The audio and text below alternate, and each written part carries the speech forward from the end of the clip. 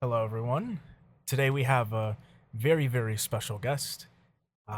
You might know him as a crazy witch, a witch in the woods. He can't, no, Yes. no talking. Uh, we have a lovely witch, and without further ado, we're not going to sugarcoat it. We have Ludmila. Yo, what's up? Do you want to talk about who you are? So, who is Ludmila VTuber? Ludmila VTuber. I am a VTuber, obviously. I've been doing this for about 2.5 years at this point. Um, Actually more than half, more like 2 3/4. I don't know. I don't have an exact fraction. Um, I do voice acting stuff on YouTube. It's mostly like ASMR audio stuff, but I'm trying to branch out to other things too now. And I stream basically whatever I want on Twitch and also on YouTube. Management's making me do YouTube, and it's a different beast. I'm glad you're kind of branching out and doing different things. And it's important to have different avenues and kind of growing. In terms of, I wanted to talk about your new design. That's very, very nice. Do you think there's a part of you resonates within the designs? Like, is there a part of you personally that goes into the designs when crafting it, or do you think it's entirely fictitious with you? I would say maybe a bit of it. I would say it's more of my feminine side that I don't really show as like a actual person IRL. With VTubing, you can act as a character and like portray yourself in a way that you don't in your actual life. And I feel like with my character, I have a little bit more comfort to be more feminine, and I feel like I'm gonna be shamed less for it. Like I could be feminine IRL. I probably could, but I feel like if I were to, I'd get a lot of like weird looks. Like, why is that person wearing a dress? I don't look good in dresses. That's why. Uh, so I feel like with my VTuber, I'm able to show that a little bit more. And I feel like with the recent designs I've had, the pinks and the reds and all that stuff is like very much like, yes, femininity. Yes, girly. Would you mind just wiggling and showing you off? Mwah. There you go. There you go. Mhm. Very, very nice. Look at that. You don't see that anywhere else. So, when mentioned you're creating ASMR, you're streaming. So, obviously everyone has a different work philosophy. What is an average day for Mila? What is the daily kind of ritual for you when you kind of go about creating things? When it comes to content creation, I push myself to a limit I don't think other creators do.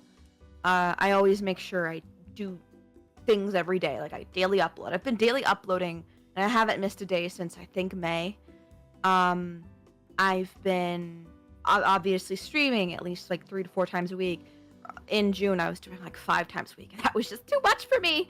Um, and obviously doing things on Twitter and engaging with people in my community. Every day, I sit down and record an audio or multiple audio so I can have a backlog. It honestly also varies upon what I'm doing IRL, because on top of doing content, I'm also like in school and I work and other things. So on top of daily uploads, it's just a lot of things. But with streaming, I don't know, make a thumbnail, you get a game, get your model, put a dumb cat on my hat, and I just go. Of course, you're gonna get burnt out at some point, but how do you kind of manage preventing that from even happening?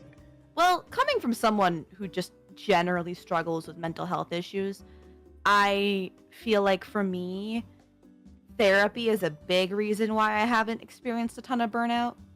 Because I do therapy like every 2 weeks, and I'm able to like sit down and just like kind of work through whatever might be nagging me when it comes to content or any like issues I might be having within myself or issues I might be having with other content creators or whatever it is.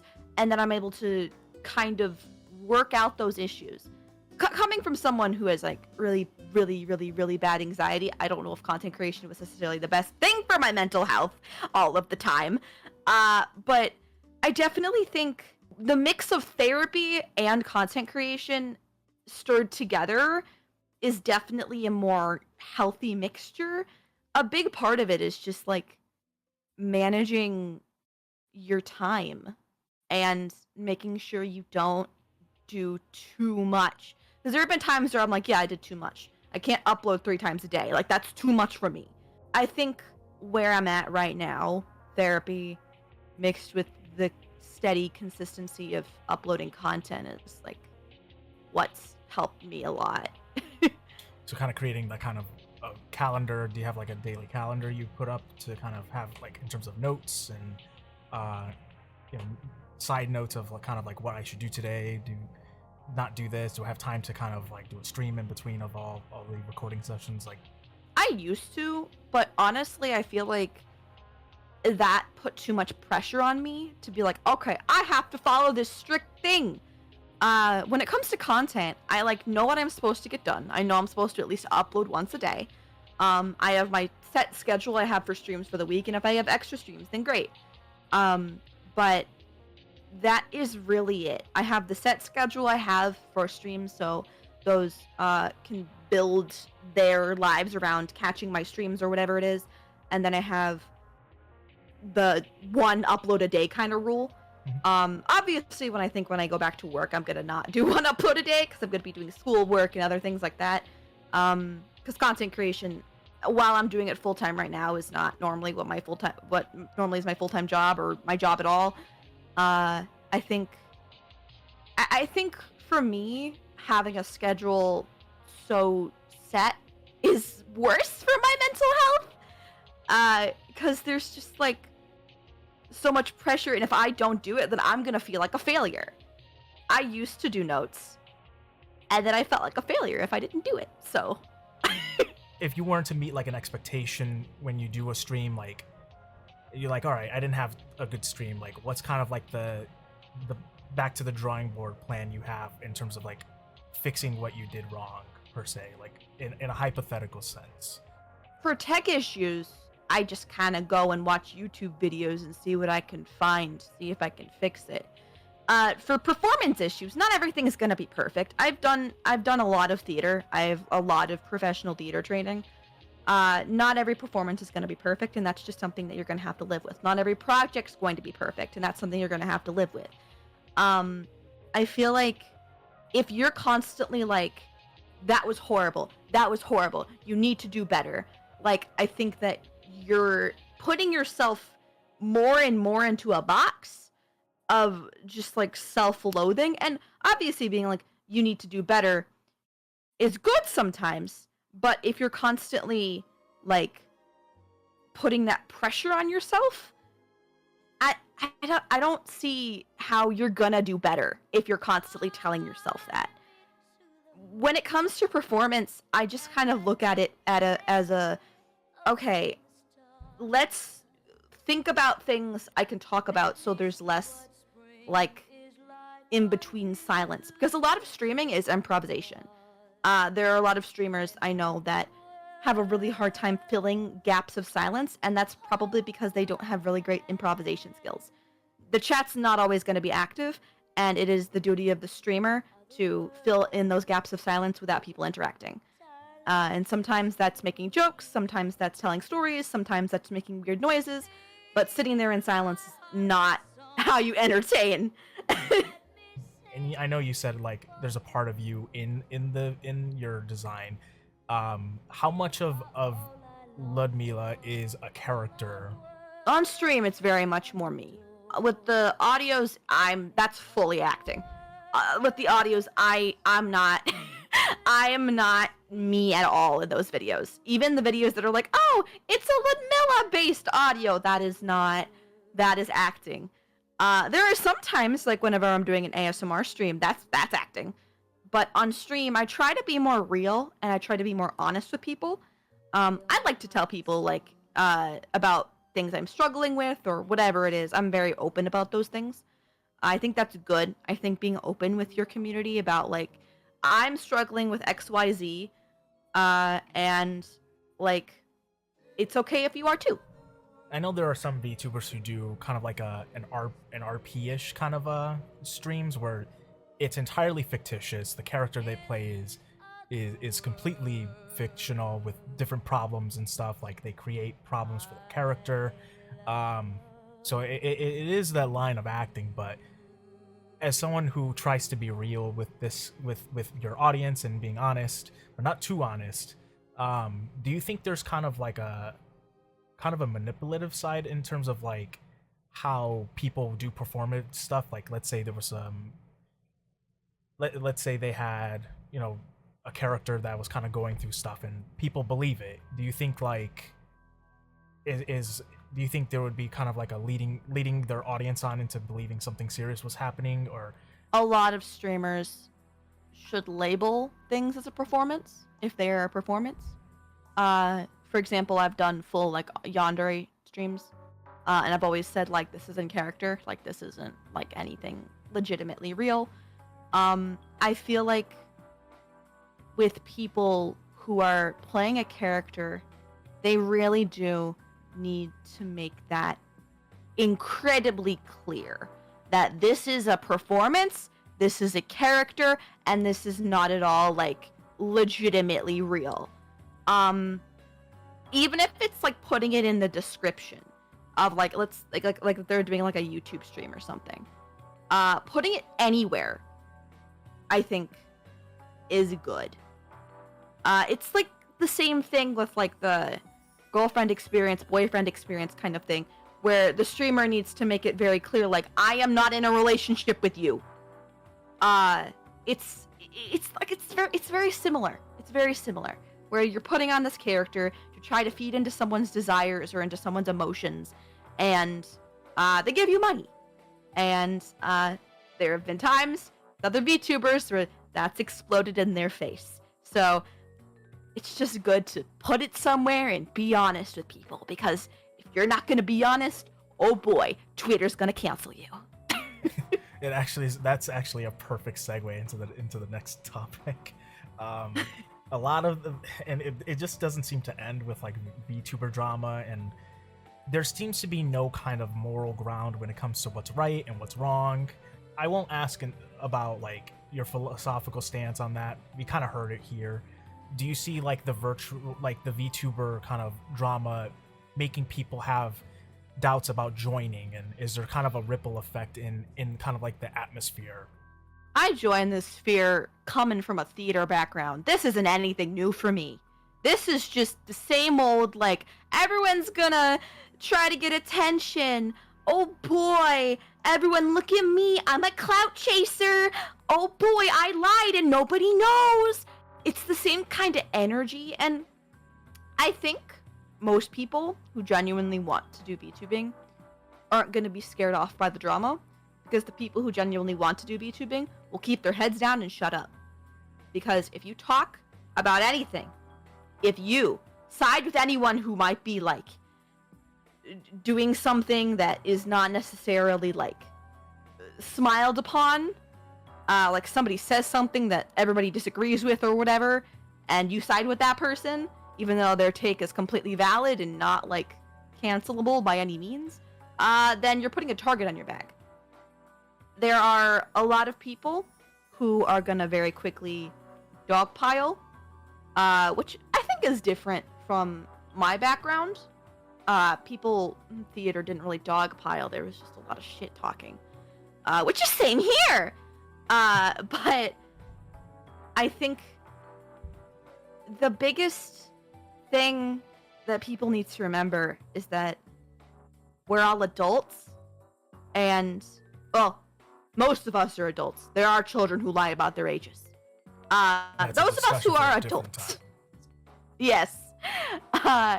Those who are adults need to remember that we are adults, and that we have to move on from things. We shouldn't attack people, and we shouldn't be mean to people. We're allowed to have our own thoughts, and we're allowed to say our own thoughts, but we shouldn't be saying names, right? We shouldn't be using names. We shouldn't be doing any of those things. I'd argue the only time we should use names is whenever people are being actually rightfully called out for some shit. Like stealing money, or being creepy, or things like that. I'd argue that's the only time names should be used. Not like somebody has a similar color palette to me, or somebody said I was a poopy head. Like, not that kind of stuff. Don't call people out by names for that. Vague tweet. Just vague tweet. I vague tweet. People have vague tweeted about me whenever I've done things that they don't like. Just vague tweet. That's how you get by. There were a few people who would bring up other people who were innocently creating like models who were inspired by said person, and they would pretty much dogpile or send like an armada. It almost feels kind of like a cult hive mind.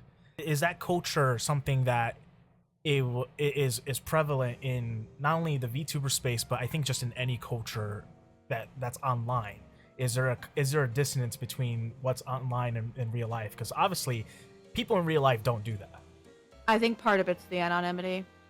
I genuinely do. With online, you can say whatever you want and you won't get smacked in the head. It's the same thing whenever people will vague tweet. Like, you don't know who's behind that. This is a thing all around, all online spaces. People are gonna say things. People are gonna dogpile over dumb things. It's just the anonymity.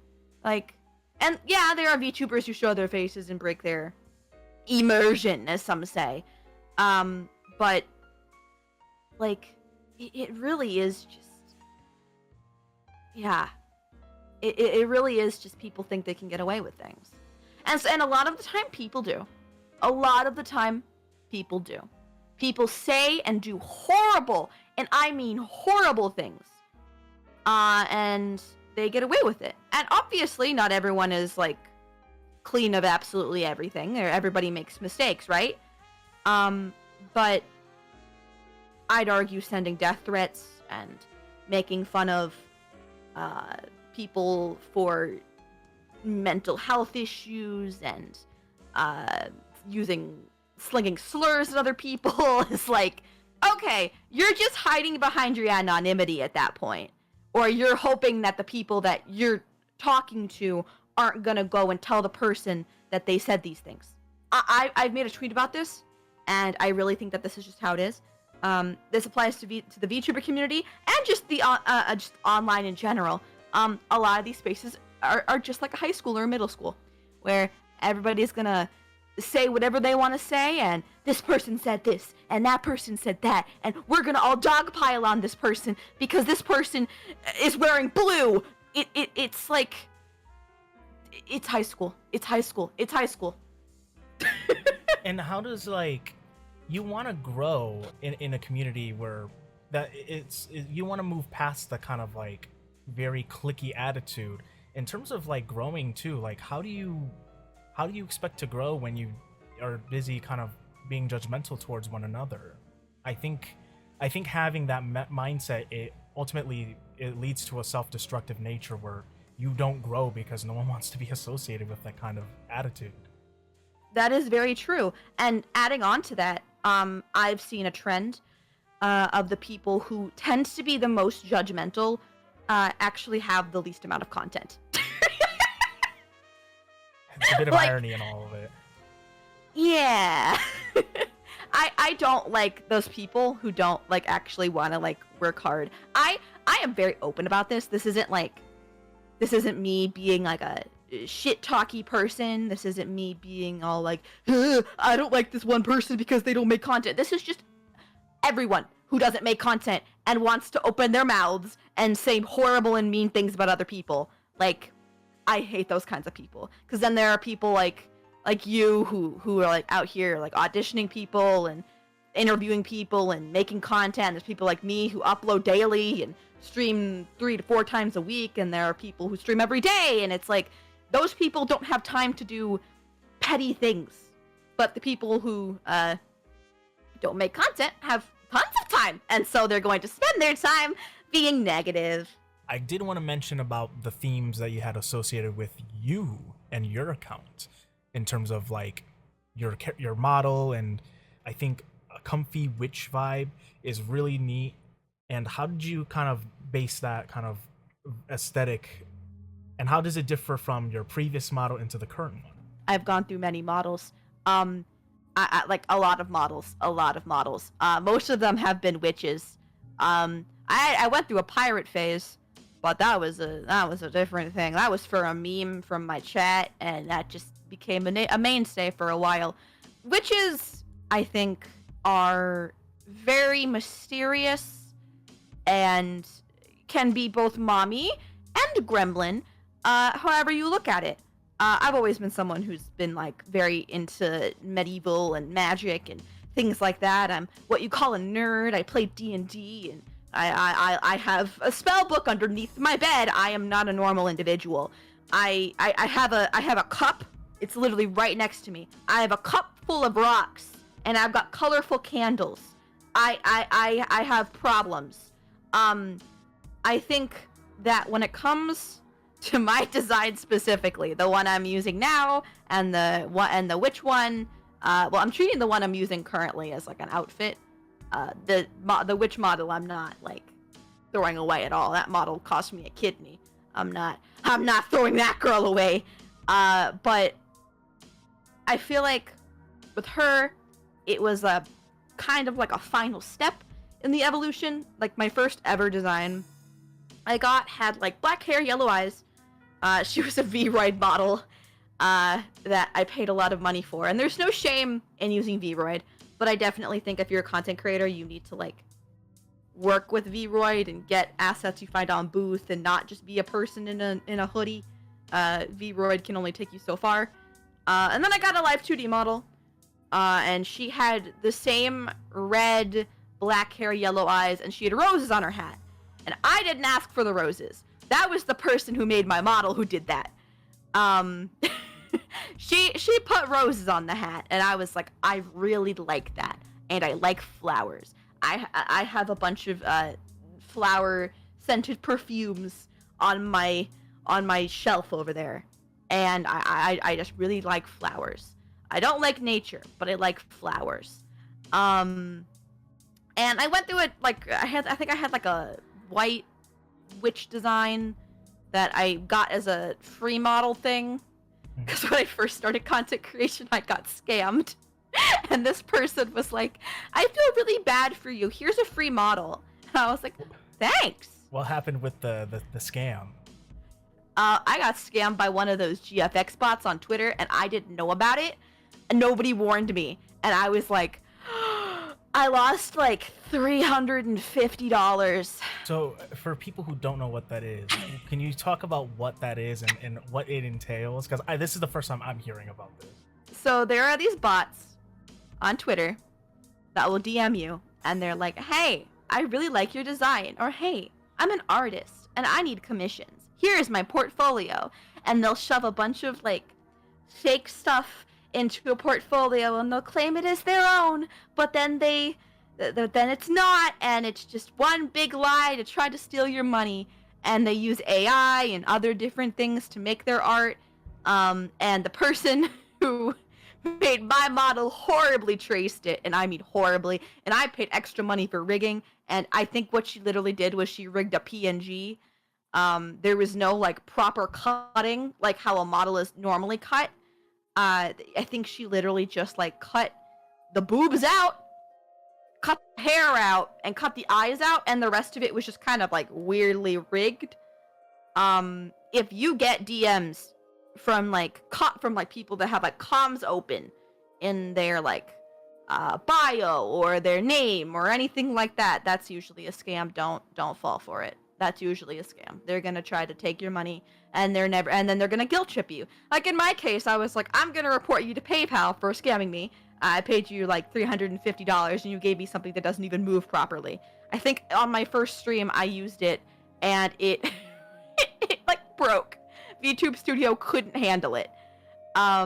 And I was so upset. And then this person guilt tripped me and was like, COVID's been so hard.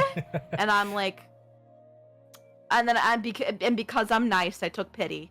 And then I had to call my bank, and I got like 200 of that back. But I'm still like, so it's funny. Just do you still have the pictures of it still, or Somewhere maybe, I don't know. It was horrible. My mod might have a video of it, cause she like took the model and she like put it into the rigging software, and she was trying to see what was clipped in the model and how things were rigged, and I think she discovered that this person used the eyes in the model, like the eyes of the model used to be some kind of clip art. What? And I was baffled, and there was like the like clip art, you know, like stock photo thing in the eyes. I didn't even realize that, and I was like, what? Different time. Just has imagine your model just has the iStock banner all over it. That's kind of how it was, yeah. I didn't even know. I was just like, person who wants to do art for me. Oh my god. I was like 18, and I was like, I'm gonna be so cool. This person actually wants to do stuff for me. So, Wow. I did want to ask about namestooVirtual. What kind of drew you into them specifically? Like, was it kind of how they operated, or is it kind of just something you saw and you're like, this would be a great opportunity for you? Actually, my current manager and also the CEO followed me on Twitter one day, and he was just kind of, and then he would like start interacting with me more, and I was kind of like, huh, okay, this dude seems cool. And one of their talents they had recently brought on, I started messaging a little bit. We weren't like good friends, but like we're friends. And she told me very honestly, and she was like, I have been in a lot of different VTuber companies. I think she's been in like 2, I think, which is a lot for a VTuber. A lot of people are just kind of usually in one, and they want to go indie because they don't like the restrictions of corporations. But she was in 2 companies, she said. And she said that namestoo was like super not restrictive, and it was really open and really helpful. Generally a chill environment for people who kind of just like want to make content. A big element that the one of the CEOs pushed to me was the like element of like, you do you. Like, we're here to support you, and like that's what it is. And that's what she said. She was like, it's like very like free speech kind of place. Obviously there are some things that like aren't tolerated, obviously, but Yeah. it's a very chill environment. All the staff there are generally on the same wavelength. The me and my gen mates are on the same wavelength. Granted, I think some of us are a little bit more chaotic, and some of us are just a little bit more like, I'm here and I'm goofy, ha ha ha. But it's generally chill, and that was kind of what she told me. And then I reached out, and I was kind of like, hey, I'm interested. And I, at that point, had a friend of mine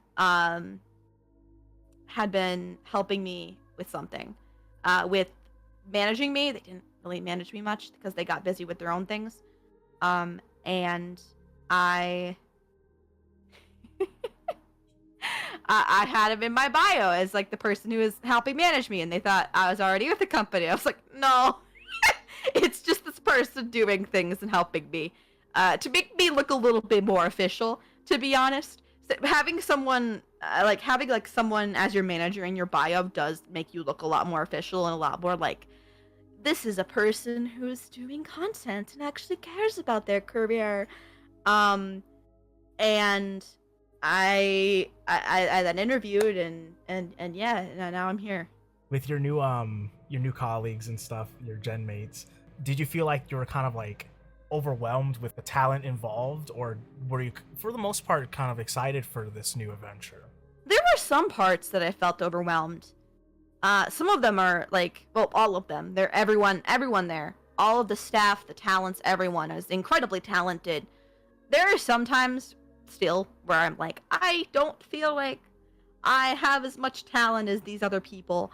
Like, this person can write music. This person has like such an awesome personality and is like can always be on. And then there's me who can do a lot of crazy stuff with their voice, but that's about it. And I can dance, but I don't have a 3D model, so I can't really do anything with that. So I do sometimes feel like that, and I don't feel bad about that though, because I always feel like I can improve. I always feel like I can learn new things, and I feel like the company is helping me push things and step out of my boundaries a little bit. Because now I have support to be able to do that. Before I was just a lone little girl, and now I actually am surrounded by people who are like, hey, let me teach you this thing. And I'm like, oh, okay. Are there any things that you haven't done that you kind of are willing to try out now that you have opportunities to do so with your gen mates? I actually made a video about this. I haven't posted yet because this was gonna go up after my debut, like the day after. I think I recorded it like last night when I was bored, and I was like, I'm gonna do this. A big thing I really want to do, and it's like, it's a big step for me, is I want to like do music. I want to sing. I want to do things like that. I have the thing with my voice is it's like a piece of clay. It can be molded. It can be turned into whatever you want. The only issue is that it won't always sound good, and I have a tendency of being incredibly loud. So every time I try to belt something, so like for example, a few nights ago I was trying to sing a musical number and record it. I was so loud and I belted so much my microphone couldn't catch it. So it's a lot of figuring out what my microphone can handle and what my voice can do. Yeah, I really want to do music, and because namesto has music people, it's possible for me. I want to do more comic dub stuff. I have a little like Lud doodle series where it's my character and they're like in little doodles. And I usually voice act those, or have friends voice act those. That has been a step into that range, but I want to do more of it.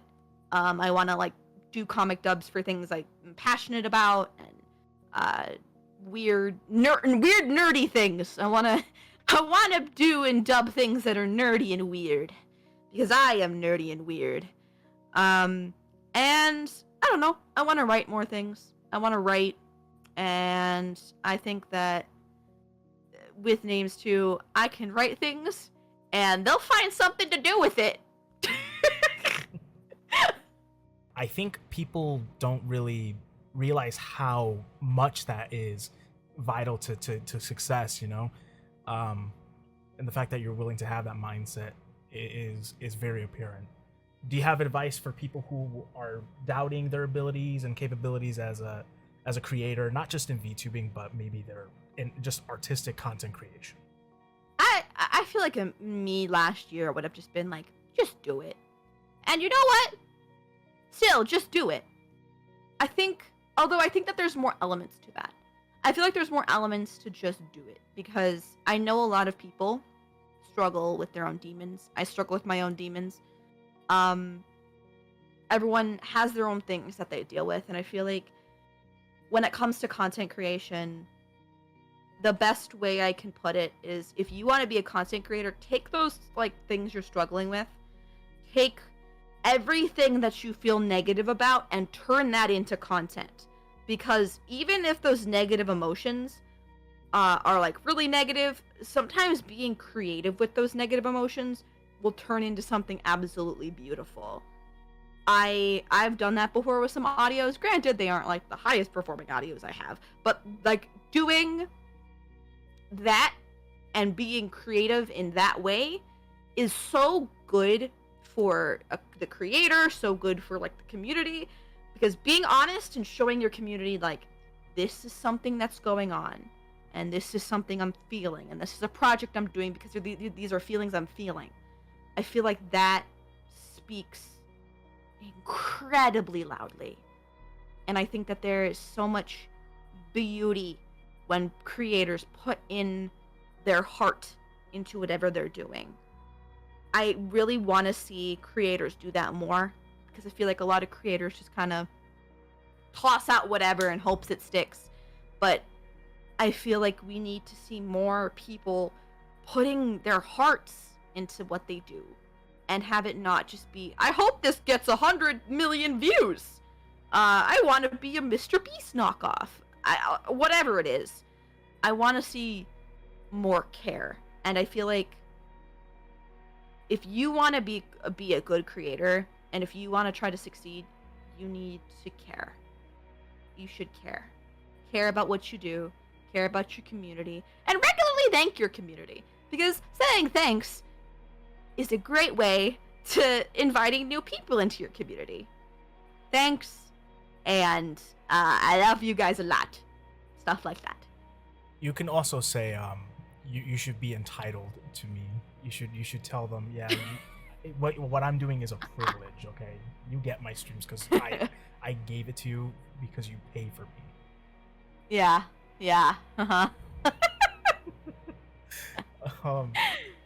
I with that out of the way, do you want to put your plugs in, with management, yourself, anyone you want to shout out? Management, namestooVirtual. We're small corpo, but small corpo, this corpo's good. We're not sus like a lot of small corpos can be. Chill. Chill. We don't do illegal activities. We may joke about arson, but we're not actually committing arson. I'm on YouTube, I'm on Twitch, I'm on Twitter. I used to be on TikTok, but fuck TikTok. Friends, Rizier 2, Yellow Dragon, Piss Dragon, whatever you want to call him. Stickman, he's a stickman dude thing, creature. Tide of the Sloth, he's a demon cow man. Static Tokyo, Mara Eventry, that's all I got in my head. Oh, and my gen mates, Aria, Lulu, and K9. I love them. Right. Yeah, I appreciate you taking time to do this. I know you're very busy as usual. Always busy. Yes. Again, thank you so much for doing this. This is really cool. And also showing off your nice new model. Or outfit, as you like to call it. I call it a model. It's fine. It is a new model. I'm treating it like an outfit, though. Yeah, I do appreciate it. I wish you, honestly, the best of luck. Like, I know you've been working hard to get to this point, so I'm really proud of you. I know I said that before, but all right. Any final words you want to say before we head out? Bingus. All right, Bingus it is. All right, well, hopefully you have a great night, people. This was LudmilaVT, and catch them on YouTube. They'll be streaming there quite often now because, you know, all the good streams are on YouTube. So, yeah, I hope you enjoy them. The link will be in the description, and I hope you take care. Cheers. Bye.